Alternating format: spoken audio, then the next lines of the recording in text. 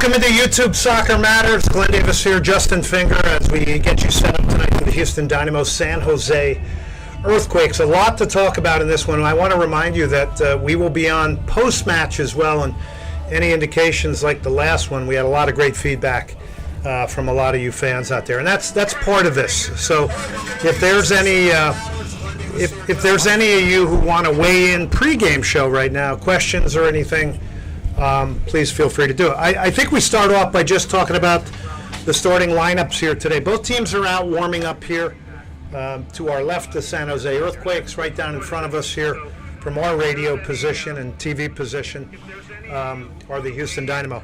A reminder, if you want to hear the local call for the Houston Dynamo, you go to Apple, you click on the local call. If you desire, that will be me pretty much solo on that game. Not pretty much. It will be me solo. Which one does the game? Yeah. So, all right. So Steve Clark starting in goal here tonight for the Houston Dynamo. Griffin Dorsey will be the right back.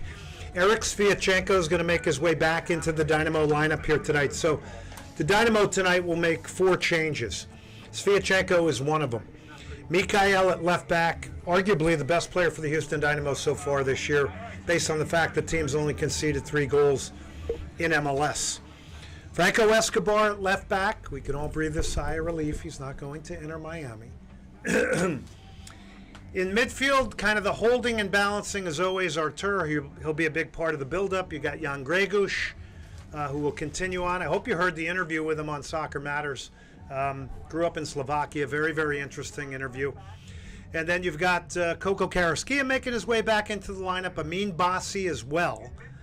And then you've got Aliou on the left and Sebas Ferreira up front. So the 4 changes: Ferreira in the striker position, Amin Bassi, Koko, and then Eric Sviatchenko at the center back position. So Ben Olsen, in conversation with him yesterday prior to this game, told me that the hope is tonight to get 60 minutes out of Sebas Ferreira. I think this is one of the key and interesting pieces to this game today, because the Dynamo goal scoring question mark remains there, regardless of what anybody says.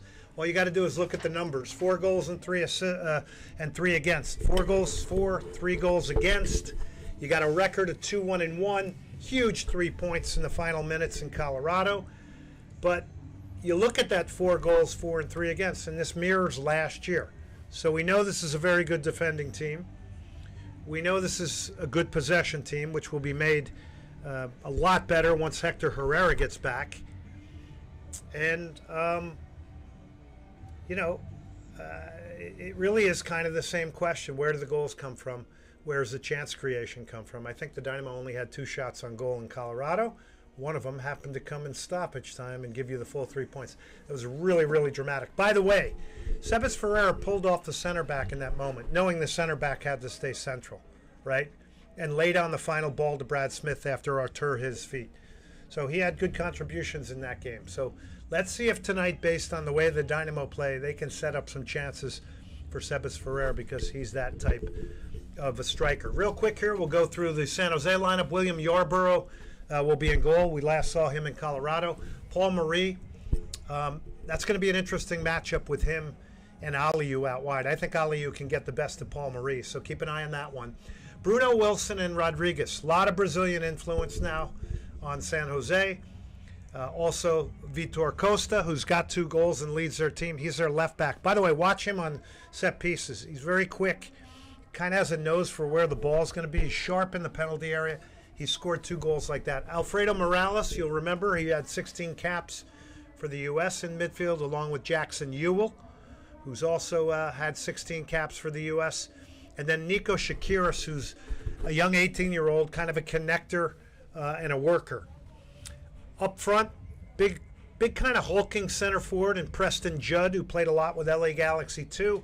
Then you got wide guys in Benji Kikanovic. And then the real X factor is Christian Espinosa. So that's their lineup. That's the Dynamo lineup. What do you got for me? How would you shut down Christian Espinosa tonight to make him a non-factor? Collective effort.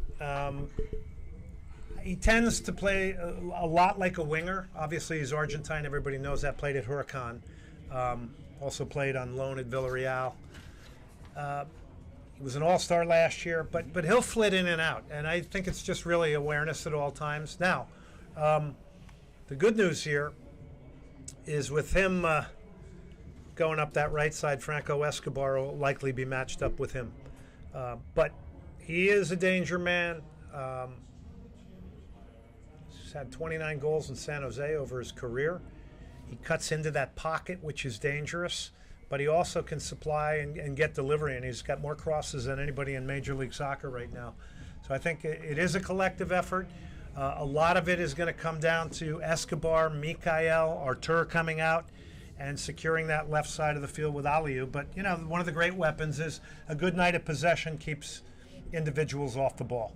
With Sebas Ferreira making his first start today, how do you look for his performance to go tonight? What are you really expecting out of him tonight? So Ben Olsen wants 60 minutes. I don't think he's 90 minutes fit. I think that's pretty clear. I think what we want is involvement. I think if we look and drill down a little bit on what happened in Colorado, came back to the ball nicely, connected with people. That's been one of the criticisms of his game.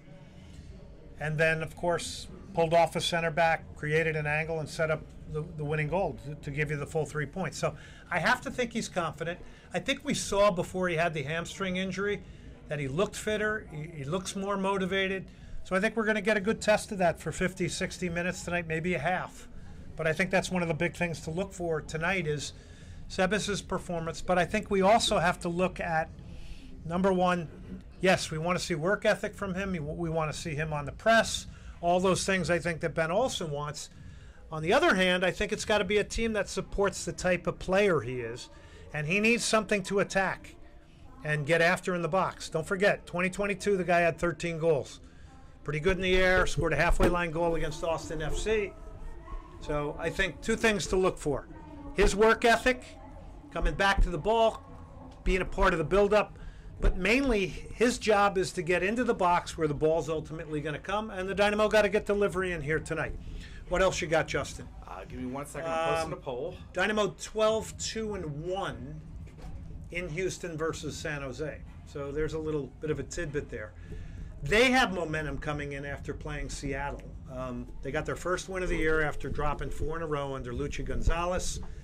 3-2 over Seattle. They had a 2-0 lead, Costa and Espinosa. It then got tied up, and then Jeremy Abobasi came off the bench in the 82nd and got the game winner. He is not starting tonight. He'll come off the bench again. He started the first couple of games.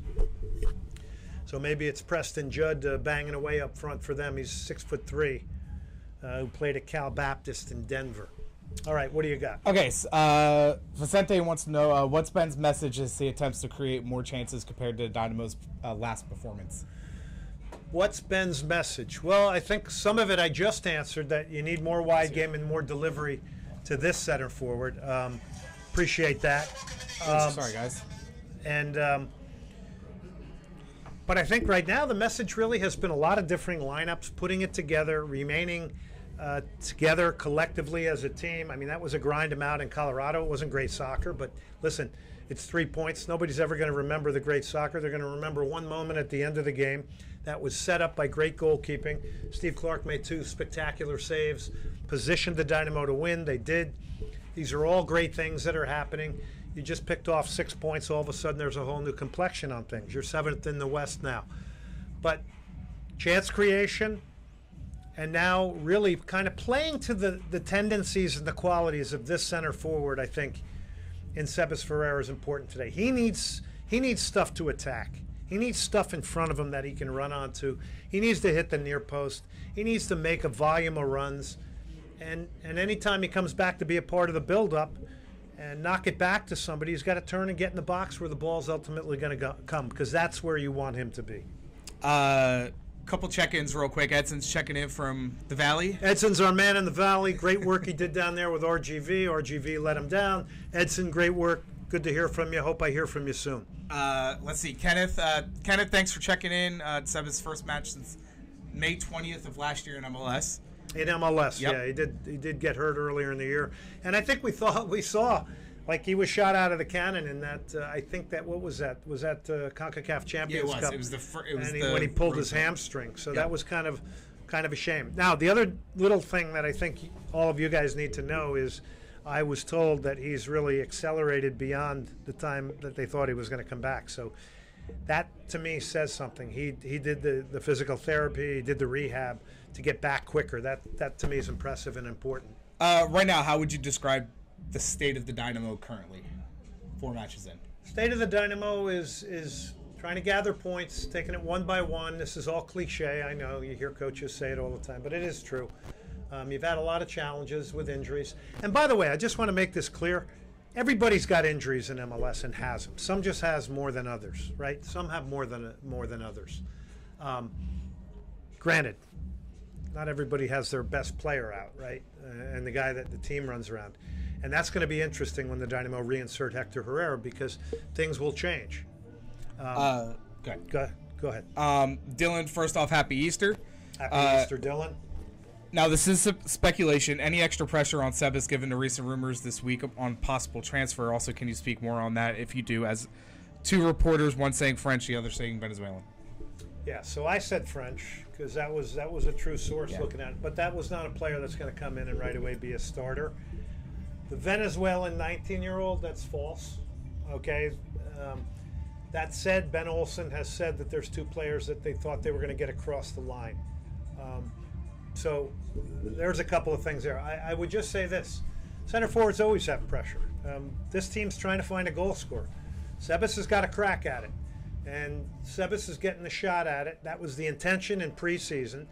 So he's got to produce. And no better time to do it than tonight. And listen, I don't think we can expect him, to play more than 45 to 60 minutes tonight. Yeah.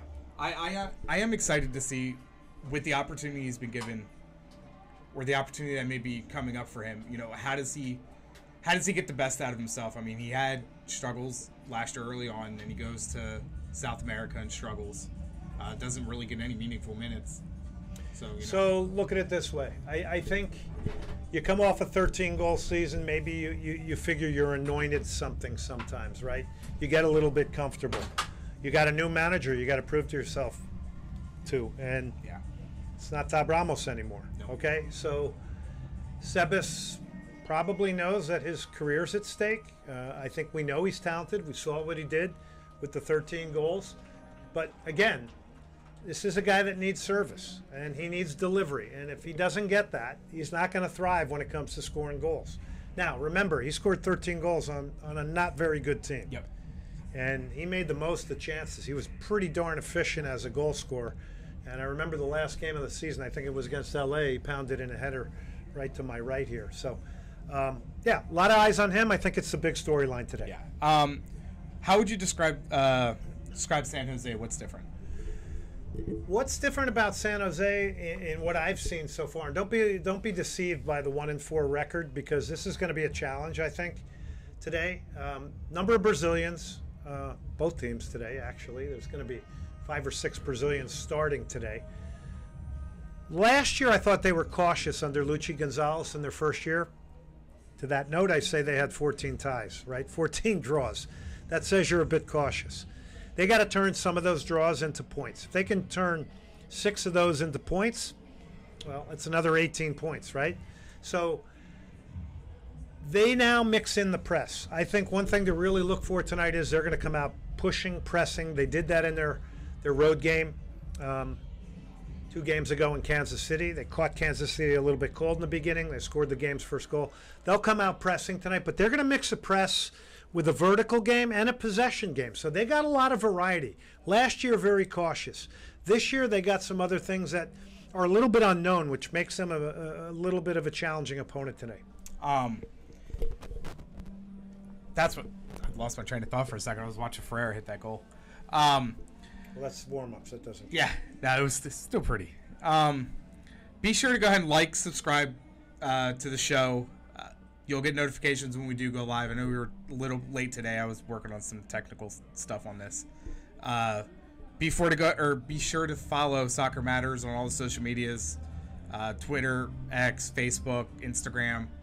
We do also have a Threads. We don't post a whole lot on there, but I'm trying to get it to grow also. And stay tuned for the post-game show. Yeah, the only way this grows, guys, is with you. And I love this from, Kenny, TSG, Vicente, Dylan, great questions. By the way, Kenny, no, you were right. It's his first start in MLS, so you're not wrong. I was just mentioning the fact that he hurt the hamstring in CONCACAF Champions Cup. But I'm really kind of pleading a little bit to get the hits, the likes, the comments, the takes. Don't ever be embarrassed to have a take, and don't ever be embarrassed to not agree with me. 100%. Noah the Herd says, "Hold it down." All right, we like some. Good, I will say cheerleading. the chat on the last post-match show against Portland was very. So we'll get on about 5 minutes after today. Yeah. I do want to remind you about Soccer Matters, which is now, listen, it's a big deal to me, and I think it should be to you as well. The fact that we're on at 6 o'clock Central Time and drive home, that's a big deal. I don't think there's a soccer show in the country that gets that live time slot in a major market like this, or any market, quite frankly. So please support it. The calls, the questions, I want more of that. I really want more of that. I want more involvement from you guys. So please do that and tune into the shows, hit the podcasts. Any ideas you have for the show, thoughts, things you like, things you would like more of, things you don't like as much, please feel free, because I've got a wonderful relationship with all of you. You guys have essentially built my career, so I want to thank you for all that. So that's all I got. I see what Dylan says here. What's a good night for Sebas? Good night for him is scoring a goal. Yeah, I think scoring a goal. That's a good one. Anything else? Vicente asked how the atmosphere is. Trickling in. We're gonna tell you the truth here, by the way. So if you want to follow me on the call on Apple, then you click the local call. We would love that. I'm all about the local at this point in my career. After having the taste of the national stuff for a number of years, we're here. We love the game. We're passionate about it, just like you. And I think that's going to do it for the pregame show. Anything else you want to say? Just remember, come with your thoughts. Come with your man of the match. We're going to go over every player, and we'll do a lot post-match tonight here and continue to have fun with this. All right? Thanks for all the good questions, everybody.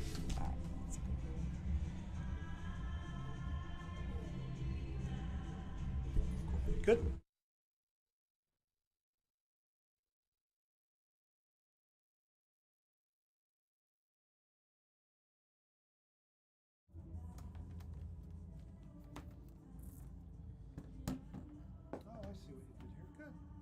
Yeah, that's what I'd sent over.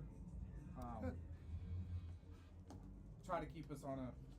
No, that's good. That's fine. Because I want the calls. This can be loose though. This stuff. Yeah. I like the looseness of it, but that's good to have a guideline too. I want to keep us on there for. Don't Till forget. about 7:20, because it gives us time to take a breath before you go live. Yeah. Don't forget the.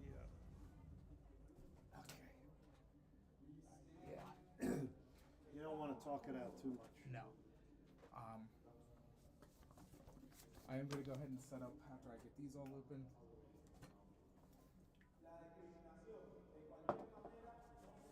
Okay. How do we open this? Give me 1 second. Oh, we got a lot to move here, don't we? Got to move all this stuff, right? Yeah.